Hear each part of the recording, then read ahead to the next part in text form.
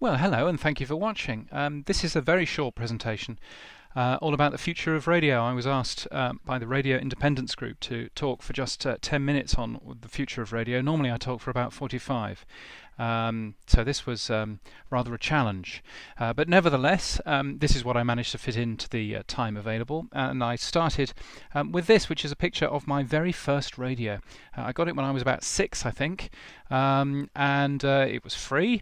With some breakfast cereal that I had, and it was amazing, absolutely amazing. Completely opened my mind to what radio was able to offer. I'm a radio guy through and through. I've been a radio presenter for a radio station up in Yorkshire, in fact for a few. I made Virgin Radio, the world's most listened to internet radio station. Looked after what they did online and various other things. I launched the world's first radio app while I was there. It's on the BBC News website, it must be true. I made radio programmes sound much better online in my time at the BBC, and I was part of the original team of what became the Radio Player during my time there. Now I'm a radio futurologist. I'm working for lots of media companies, helping them understand what happens next, and I run media.info, which is the media information website. It's a great free place to put your job vacancies on, by the way. And with my friend Matt Deegan, I run a radio conference called Next Radio. It's in its 5th year this year. It would be great to see you in London on September the 14th, 2015. The ticket price is very, very low indeed. You can book your tickets now. nextrad.io. So, if you're going to talk about the future of radio, you always have to start with a picture of a graveyard, and this presentation is certainly no different, and also a picture of the ever-balanced, ever-fair Fox News. Radio is dead. It says from a story in 2011. Is Apple iTunes next? Well, radio isn't dead. In fact, across the world, radio is remarkably resilient. You can see that 9 out of 10 of us tune into radio every single week. These are brand new figures from the United States showing that 93% of people tune into radio every single week. It's only 76% in terms of TV, by the way. And this is partially because of radio's constant reinvention. And this is a good sign, as is this. By the way. In fact, when you have a look at the newspapers, you can see how much people love radio. This is something from a Minneapolis in Minnesota newspaper from last year. Officers went to the Discovery Center regarding a suspicious vehicle. The driver told officers he had stopped to listen to a good song on the radio. In Nigeria, they love radio so much, woe betide you if you steal a car radio. But the way that we tune into radio is changing. Nowhere more so than in the UK. Well, in the UK, you can see here that 53% of everybody that's listening to the radio is doing so on FM or AM. 53% of total time spent listening is to FM or AM. And this is normally where I ask people to put their hands up as to what's next. Would it be digital TV? Would it be DAB? Or would it be online and apps? And most people put their hand up for online and apps everywhere I talk. And most people are wrong, because online and apps is only 6.8% of total time spent listening. 25.9% is to DAB. So what's going wrong with online and apps? Well, given graphs like these, I wouldn't blame you for thinking that online is number one, because this is how people are tuning in to the radio. We still listen to the most radio at home, and at home analogue is now less popular than all these new platforms. But the growth is mainly coming from DAB. Internet is fairly static here in the UK. Well, let's look at Norway. This is a place where they're planning to turn off FM soon, but again, look at where the internet is. It's completely static in Norway. There's no growth in terms of internet radio listening in Norway to live internet radio. Back in the UK, let's have a look at some proper server stats.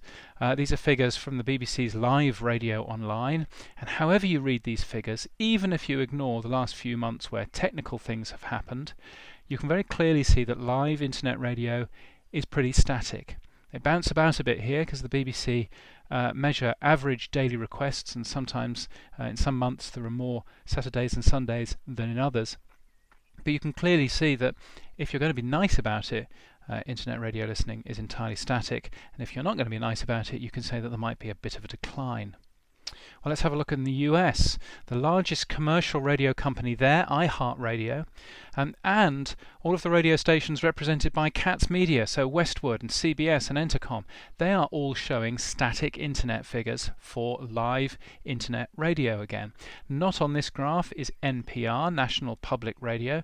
They report that their live streaming is going down. And Pandora, an interactive music service, is increasing though.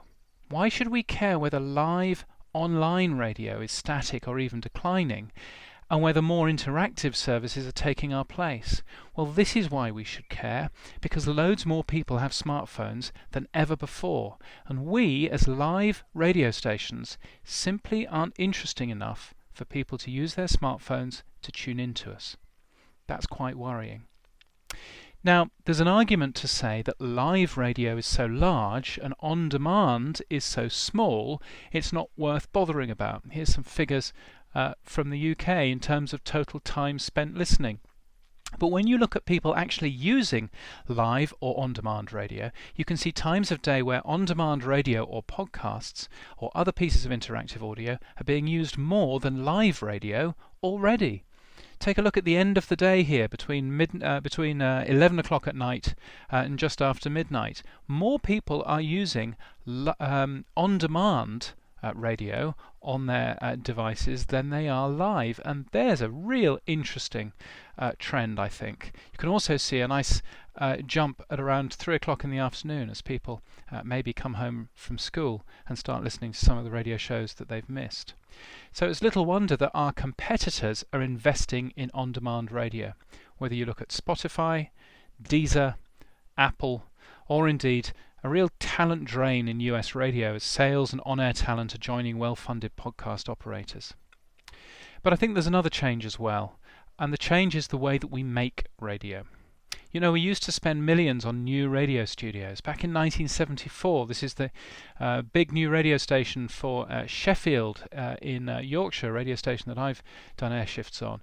And they spent the equivalent of millions of pounds on their brand new studios. Cleverer operators these days are spending less, like Fun Kids. They use a shared studio resource and a rack full of equipment rather than a traditional radio studio setup. And some operators have moved the whole thing into one computer, like Jazzabit in Oslo. It still has presenters, but all of the hard work comes out of one computer. Playout, scheduling, encoding, the lot. But the future, I think, is this. It's playout, processing and encoding in millions and millions of computers, your mobile phone. And when I say it's the future, I actually mean it's happening right now. This is NPR. NPR One. Listen up. You're listening to NPR. NPR One. Well, when you get a chance, download this app. NPR One is part of where the future might be. It throws away a broadcast clock, and instead it's personal to you. When you turn it on in the morning, you get the latest national and local news. Then you get a mix of presenter-introduced stories. Now, if you leave it, it's like a mix of the Today programme and your local BBC station. But when you skip stories or mark them as interesting, it learns from you. And this is working by a process that I call atomization. That's stripping individual parts of programs into individual component parts with metadata that tells the system what's in them. So you can see each individual story here has lots of data that actually really helps the algorithm work. So as you skip through, the app gets better at giving me content. Now what they've managed to do here is they've managed to double the time spent with the app just by improving the algorithm that knows what to play next. And they're using data from that app to help the journalists write better cues. So this app makes better radio for everybody. They're not alone. There's another radio company in the US called Rivet Radio, which is taking programming from all over the place and doing the same kind of thing. And in Australia, they're doing it with music radio as well. Customizable radio is on your smartphone and it's free. Omni lets you choose the best radio shows and your favourite music, then mixes it into a station just for you. Radio your way, designed by you. Omni, free to download now. So different people get different things that they like, from the Dan and Maz breakfast show to local travel news.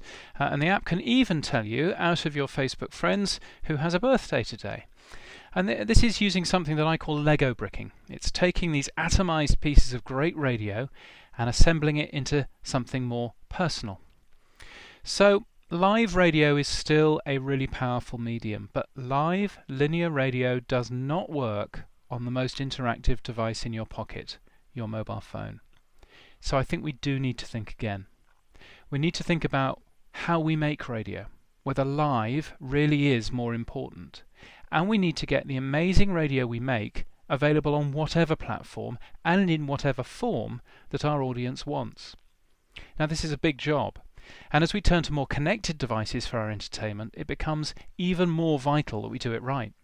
But if we do it right, we'll make our audiences smile, we'll make our radio stations smile, and we'll make our own people smile. And that's got to be good. I think the future's bright for those of us with content that work out what we're going to do with that content in the future. Thank you for your time, and I hope that was useful.